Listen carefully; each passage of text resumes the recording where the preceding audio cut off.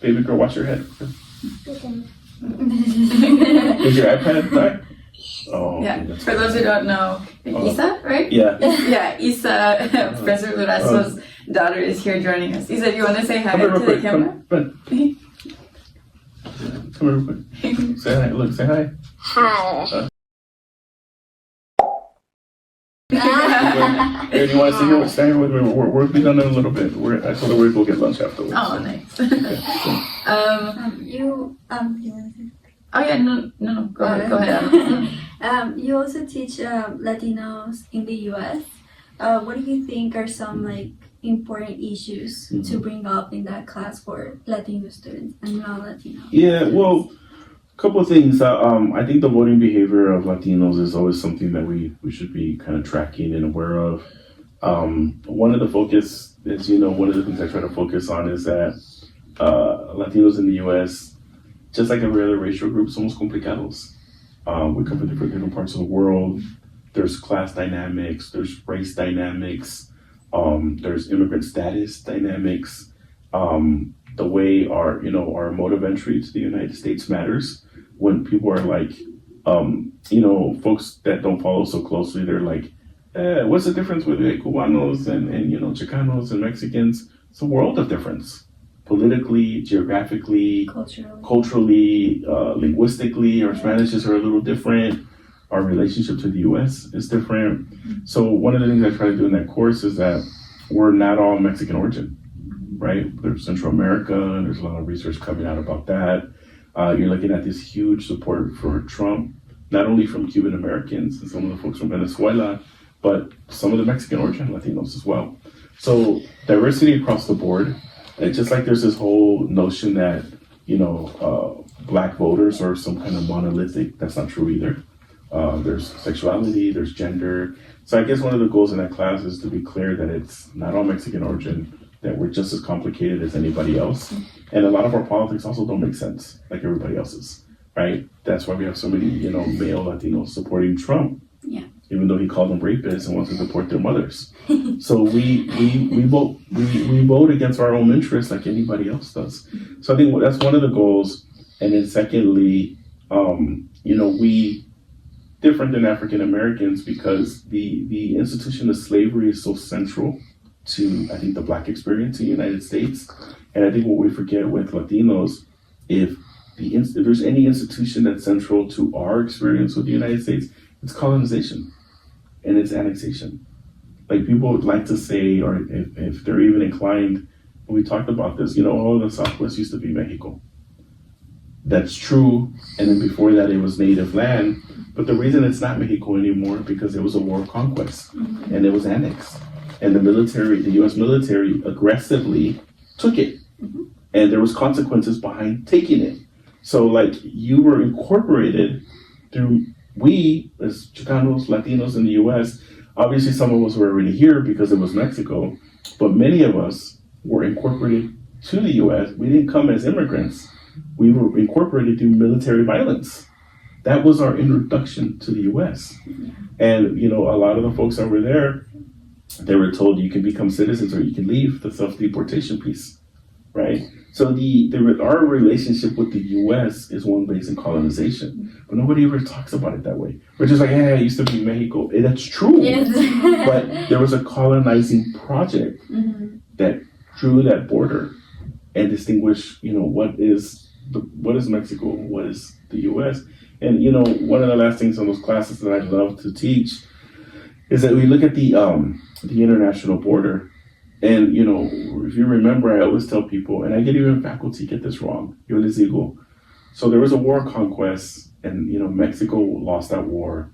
The U.S. was victorious. And what you do in military conquest is that you capture the capital, right? The capital in any country is where it's their political, economic, and military hub.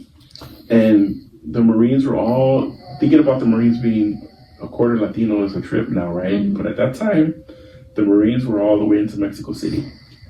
If you hear the Marine slogan right now, one of the lines in that slogan, it says, "From the halls of Montezuma." Oh, wow. Meaning they celebrate the fact that they celebrated from the halls of Montezuma means we captured the capital.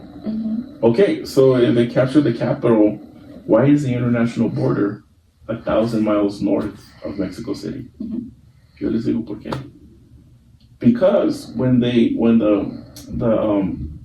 U.S. elected leaders at that time, they thought, you know what, we want the minerals, we want the resources, we want both coasts, and there's a lot of wealth and there's a lot of land, but there's a heavily indigenous population, and if we take it all, we own it all, including the people that are there.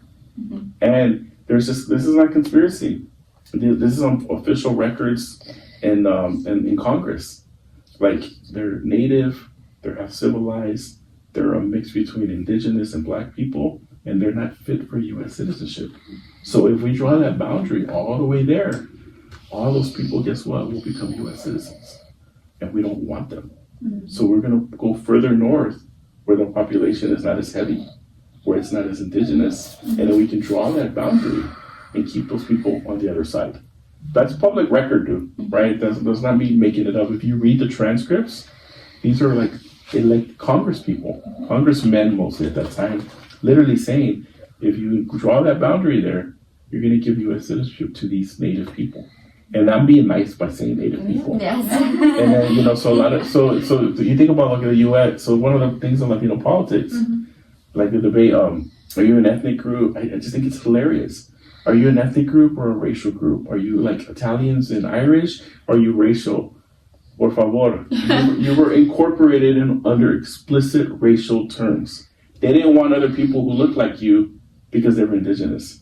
How are you incorporated through military violence and a colonizing project and explicit white supremacist racial terms and have the nerve to run around and be like, are we like Irish? Are we like Italian? It's a joke. It's a joke.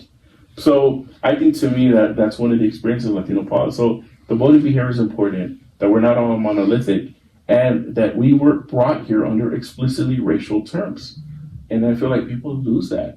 Oh no, y'all are basically European. No, historically, dude, we were brought here under explicitly racial terms, and we were colonized that way. But I feel the important thing, like with ethnic studies, and that why they want to get rid of it, because they don't want to have that conversation, right? So. And it's funny because it's a part of curriculum state to state. Like California, here in elementary school, we have the Mission Project, Agrippa, California, so it's required for me to do that. In Texas, I'm sure they have a state project about that too, as well as all the border states, Arizona, New Mexico as well. Yeah, it's incorporated and we learn about it, but we're not taught that colonialism or the effects of colonialism, you know, and or just, you know, you're saying these racialized projects. We're not, that language isn't incorporated into. Yeah, and you know, the saying there with history is that the victor tells the story. You know, by chance, as I shared, I was born in Texas. I really grew up there. I left when I was young. I don't remember. And I, at one time in grad school, I thought of like Texas Austin or whatever.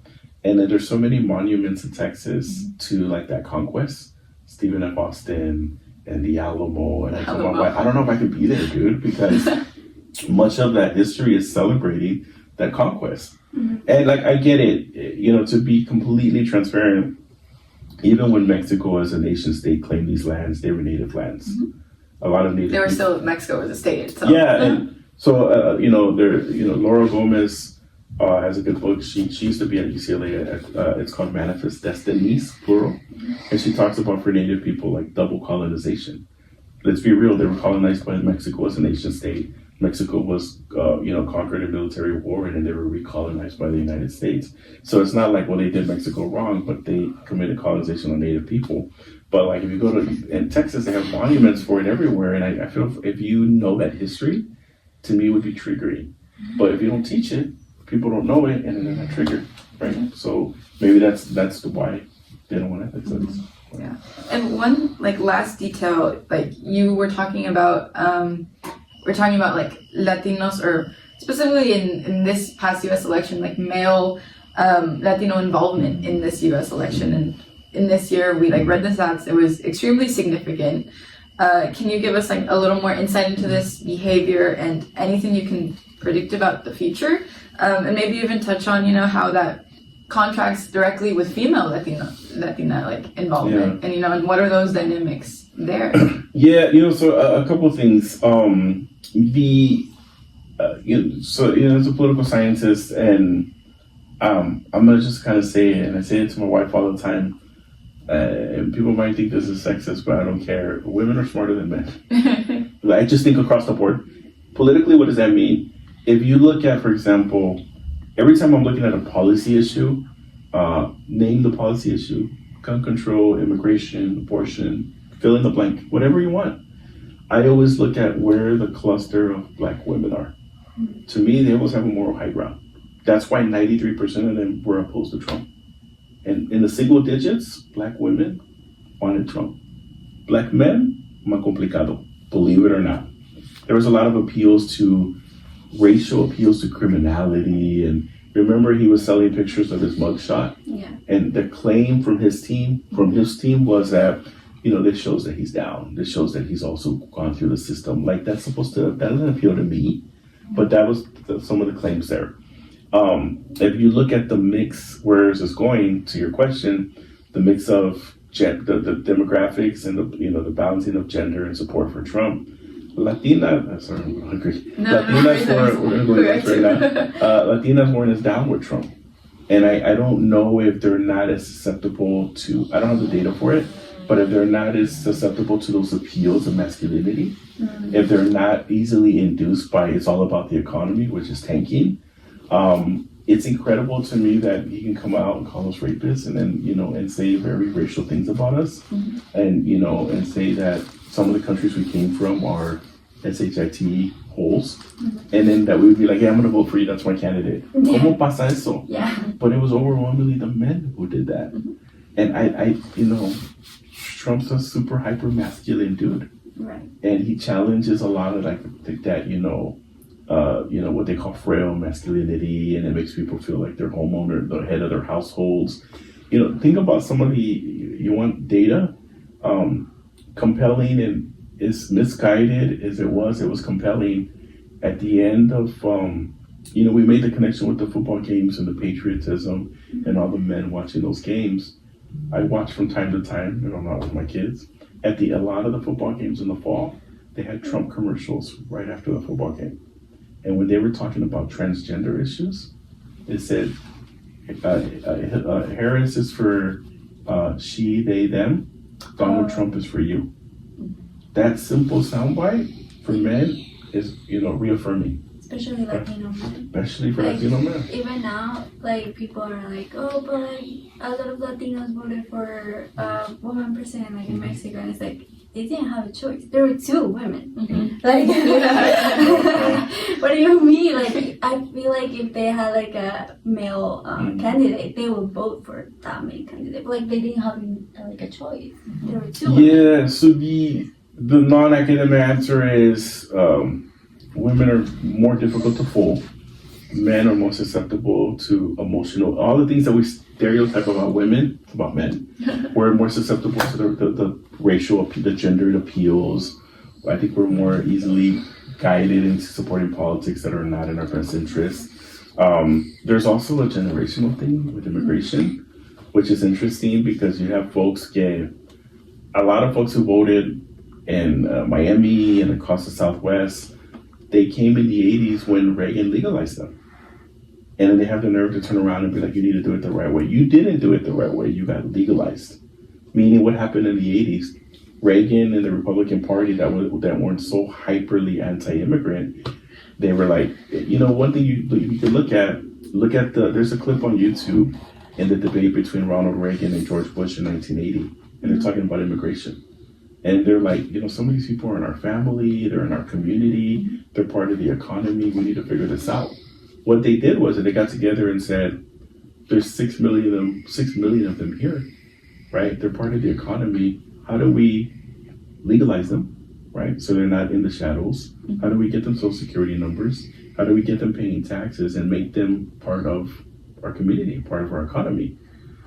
Now Trump is like, that's off the table. There's no legalization. Yeah. They're never going to round up 12 million people, right? But the point there is that we have people generationally to answer the question are like, I did it the right way. No, you didn't. You got legalized. If you really want to do the right things, you'll encourage the Republican and Democratic Party to have some kind of compromise on immigration reform that legalizes the people que ya están aquí, because you're not going to eliminate 12 million people. But so there's a gender thing that I think is particularly susceptible to Latino males. There's an immigration status thing where they're like wait in line like everybody else. Sometimes people don't like the deported veterans. They don't realize that waiting in line sometimes is 20 years. I can't wait in line for 20 years. I have a friend, dear friend, Buena Gente. He's an immigrant from Fiji, and they process his stuff in like 2 years. But La Linea is a lot shorter than those that are trying to come from Mexico. So there's an immigrant status thing. There's a gender norm, and I think there's kind of a policy issue where for some reason it's so appealing to Latino males. For example, tell my wife, mid 2024, like last summer, people were complaining about the economy, and they were tired of Biden, and they were saying, are you better off now than you were a year ago? No, absolutely not. The election happened, Biden supposedly lost, apparently lost, and then the indicator that you want to talk about the data during the holidays, it was the best year for the Christmas season in many years. So people were doing better porque estaban gastando dinero at the mall for Christmas, even though they voted the administration out. So on the one hand, Trump convinced Latinos that you're not as good, you're not as well off as you were before, and that's why Trump needs to come in and jumpstart the economy. Yeah. And this is not a partisan thing. I'm not supporting the Democratic Party, but the economy had been jump-started because andaban gastando dinero at the mall, right? And the data showed it had been the best year. The holiday season in 24 had been the best year in like 7 years. So the data was showing that people had money in their pockets, but they were convinced that they didn't, and then they voted the administration out. And then look at the mess we're in now. So a little bit over the place, but I think women figure it out before men. I really believe that. There was talking about that. I remember reading about the Mexican-American War, and then the inclination of the U.S. to want to take these territories, and that a lot of Latina Mexican women were trying to tell their leaders, hey, they're up to something. They don't have the best interests in mind. You should be wary of them. And a lot of the Mexican leaders at that time trying to negotiate with the U.S. essentially took the land, right? So I think there's a gender norm that's not academic. I just think they figure it out before men. I think there's an immigration status piece, and I think there's these economic appeals that it convince a lot of people that Trump under Trump things would be better. And I think those apply to us as well. Right? I think Latino men thought he's good for the economy. Nothing in his life has shown that he's good for the economy. Yeah. But we believe it because we saw The Apprentice, right? Yeah. So, come here, babe. We're leaving right now, okay? That was another question. That was pretty much the last question. I mean, we could ask like what can we do from here? Like finally, what do you think that meaning at USF or just your local community, like being a part of like a Latino and Latina community, what can we do for immigrants here coming from Latin America specifically? Yeah, well, one of the things is that I was on a panel like in the fall, and there was another guy who was really interesting. I don't know if you ever read about him. He's a journalist, columnist. His name is Mike Madrid. He's a Latino dude, and he's been doing policy stuff and a little bit of a conservative guy, but he's anti-Trump. And he's worked in Washington and worked at the White House. So I was on a panel with him, and he was really, really, really nice guy, really interesting, more conservative than I am.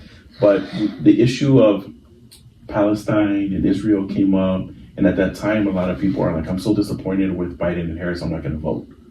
And I know that comes up from time to time. And his take was really interesting, and he's like, I get it that you're disappointed for that reason. And I get it, you're especially like Muslim American in Michigan, you're like, that's not my party, I'm not voting for them. He's like, but at the end of the day, the elected officials, they're gonna go where the votes are. So if we protest and don't participate, and if we don't vote, you're gonna get ignored. So like to you, and I'm gonna be real, sometimes I thought about not voting también because I was disappointed. Yeah. But he's like, they're always gonna go to where the votes are. So he's like, cast the ballot, right? No matter, it doesn't matter who you vote for, just submit the ballot. And if you look at the sad irony, and I think this is pretty similar on every presidential election, it was true in 2024. More people sat out than voted for Trump or Harris. Wow. More people did not participate. The biggest vote getter was absentee. Just they didn't vote. So I think for like Latino folks, like I get the critiques of electoral politics. I get the critique of the system. I get like I have a frustration right now with what is, you know. I feel like Democrats are like obsessed with moderate, the middle of the spectrum. Deja eso ya. But at the end of the day, you gotta cast a ballot, right? Because if not, they're always gonna go to where those votes are. Look at right now, it's not my wheelhouse, but a lot of the Muslim Americans in Michigan, after Trump came in, now they feel played. It's like, look, he's actually have a closer relationship with the Prime Minister of Israel. What does he want to do in Gaza now? He wants to build a hotel there. But y'all sat out because you felt that Biden wasn't supporting you. And it's a legitimate critique. Yeah. But, I guess my answer there is, I'm saying what my buddy Mike Montaner was saying, is like, you gotta put the vote in. Like my mom was really good about it. She became naturalized in the 90s. She was a green card holder, and she became naturalized because they passed legislation where they wanted to deny Social Security benefits to immigrants. And then my mom was like, dude, I worked 40 years, and then you're going to deny me the benefits because I'm not a citizen? I'm like, she went through the entire process to become a citizen because they were going to deny her taxes that they took out of her paycheck. Yeah. And just because she was an immigrant. But I always get on her to make sure she puts the ballot in. She does. She was living in Nevada and voted for Obama twice in Nevada when it was a key state. So I guess the first answer to that is you have to participate at one level and minimum fill out the ballot and drop it in the mail. And if there's other ways, I've shared a little bit like I live in San Bruno and I ran for city council 8 years ago. It's a whole other story, but I put myself out there. So there's many ways for folks to be involved. I think secondly, and this is difficult, I get, because when you're an undergrad, even though I'm a professor right now, I read the paper, but not as much as I should have, because you're applying to grad school and law school, and you got homework, and you're reading other things, but folks have to stay close to what's happening, especialmente ahorita. Like, there's this back and forth about this individual that the administration agrees that they deported him, and it was a mistake. But now they're laughing, the president of El Salvador and Trump saying, we're not going to bring him back, whatever. Like, we have to know what's happening. You have to be aware. You know what Trump is saying, hey, we're going to go after the homegrown ones too. So the citizenship is not protecting you anymore. And if you're Latino, you have to know it. So I asked in class, how many of y'all saw what happened yesterday, whatever, and one person is like aware. Wow. Like, dude, that impacts you. Yeah. That absolutely impacts you and your family, period. So I think being aware of what's going on. And I think 3, like, even I tell this in the internship class, even if you're going to go to law school for good reasons, what are the good reasons? You want a good career, you deserve that. You want to take care of your family, your future family? Absolutely. You want to take care of your current family? Absolutely. And you want to do well for yourself and all those things that you deserve, you have a right to them. But I also think nonprofit organizations, advocacy, siempre necesitan abogados to volunteer, to be on their boards, to give pro bono. Like, make sure that while you're pursuing your career, make sure that you're giving time. I give a lot of time in the community. I wish I could give more, pero young people siempre necesitan eso. There's always, especially now, pro bono cases where folks are being detained and they need attorneys. And like the thing is, the public defenders, like they have people who really care about their clients, but they have huge caseloads. Yep. They're not going to get to you. So you need attorneys who are like, I'm going to give this time. I had a professor at UCLA who I TA'd for a lot. And then when I gente, he's a really good guy. He's still there. He finished college and he went to Berkeley Law School. And he told the class that he, like a lot of Latinos, he went there because of the prestige and he thought he was good. This is his words. He thought I was going to be an important person. I was going to make all this money and people were going to respect me. And then he's like, it didn't really play out like that, or I got older and those weren't the things that I wanted. So he went to do a PhD at UCLA in history. So he's a history and Chicano studies professor at UCLA. And then he went to get the law degree. The point is, he went to get the law degree for prestige, wealth, and all these things that he thought at that time were important or were going to be important to him. As he got a little bit older, he didn't care about those things. And then essentially the law degree right now, he teaches and publishes, but the law degree is on pro bono.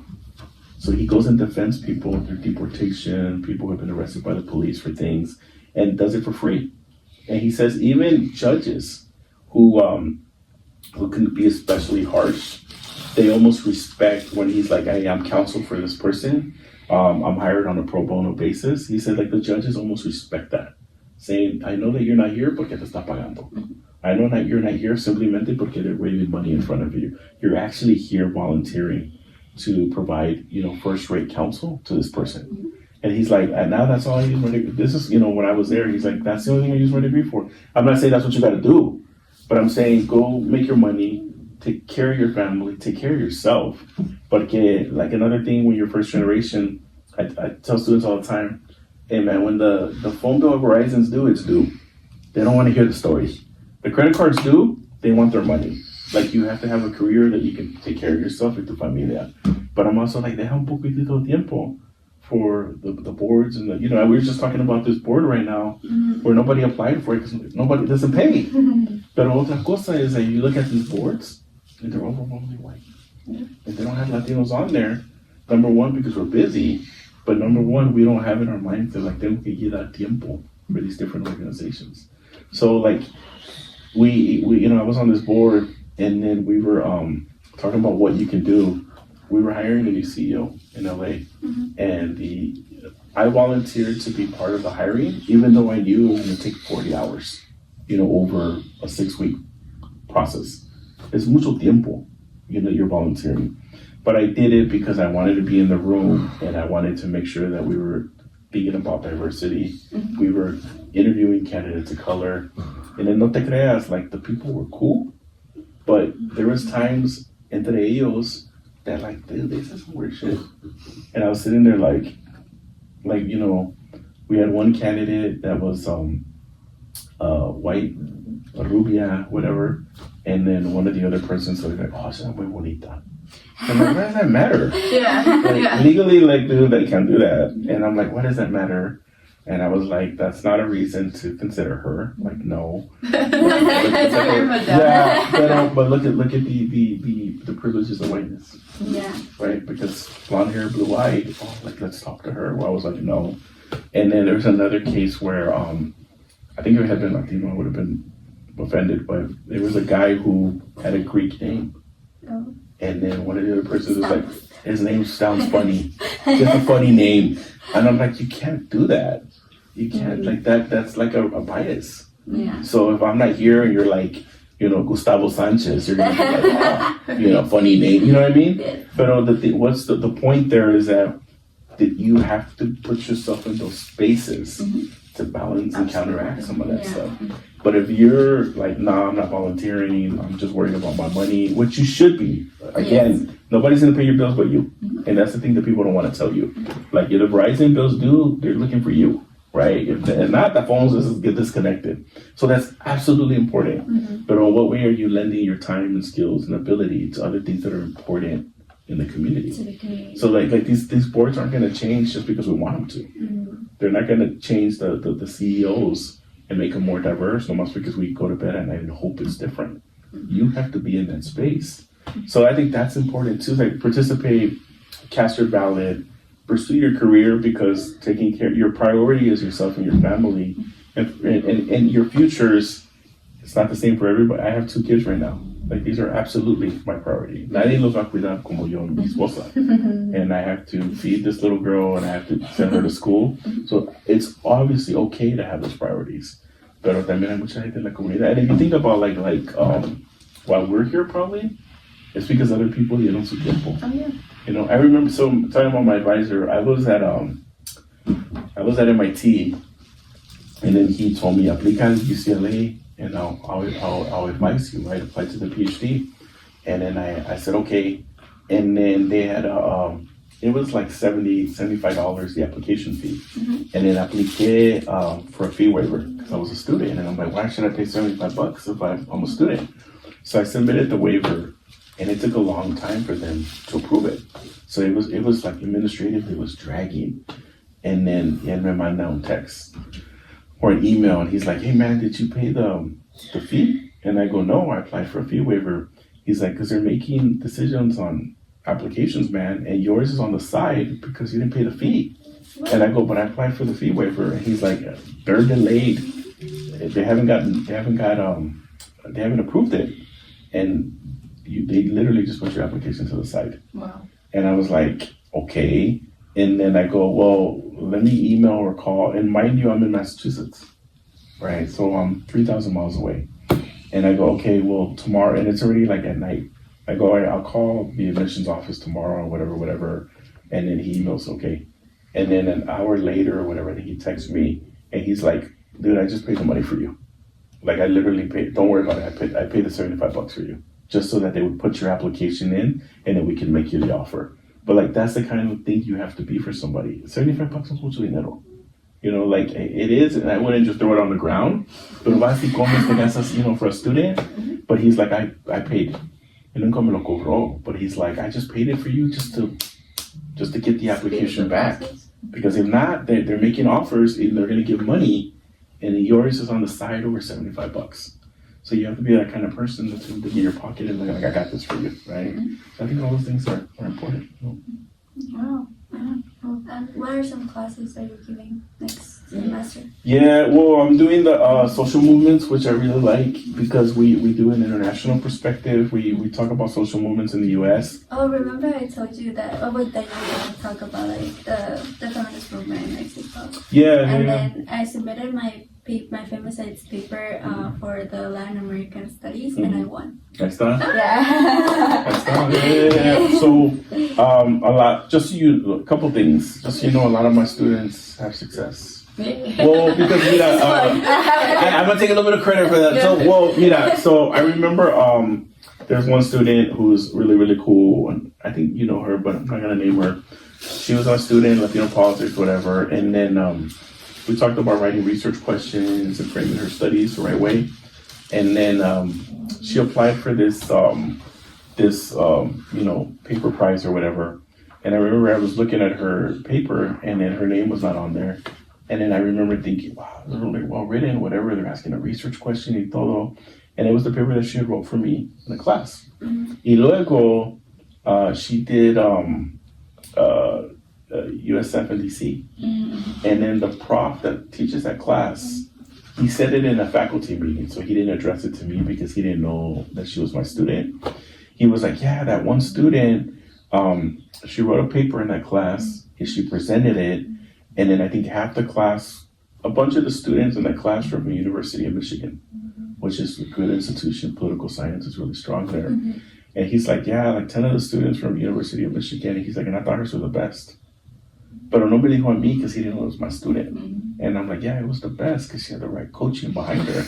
I'm like, and you know, that manifests. Right. That means if you're being coached specifically, those things are going to come out, right? The mentorship leaves that DNA, and like how I went one time to, just to take some credit from you, Ana. I went to, long story short, it was a conference, and I went to Princeton. And I presented, and then it was cool, and they flew me out. It was a good experience to connect with people.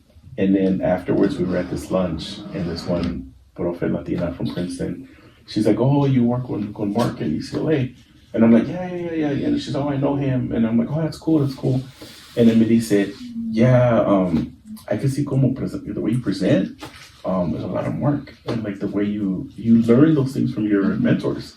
And I never thought about it. I'm like, I didn't copy it. I didn't integrate it. But she's like, yeah, I see mucho de tu estilo y como él da la clase. And then that stayed with me. And then I went home. I went back to LA, back to the Bay, I should say. And I got on YouTube because he has videos of him doing lectures at UCLA. And I was like, damn. Yeah, like the very informality and la manera que dice las cosas, you incorporate those things sin saber. But I think if you're being coached like in specific things, They come out, but somebody taught you that. Yeah. The point though is that for folks que tienen muchos resources or they have parents or professors, that's where it comes from. Mhm.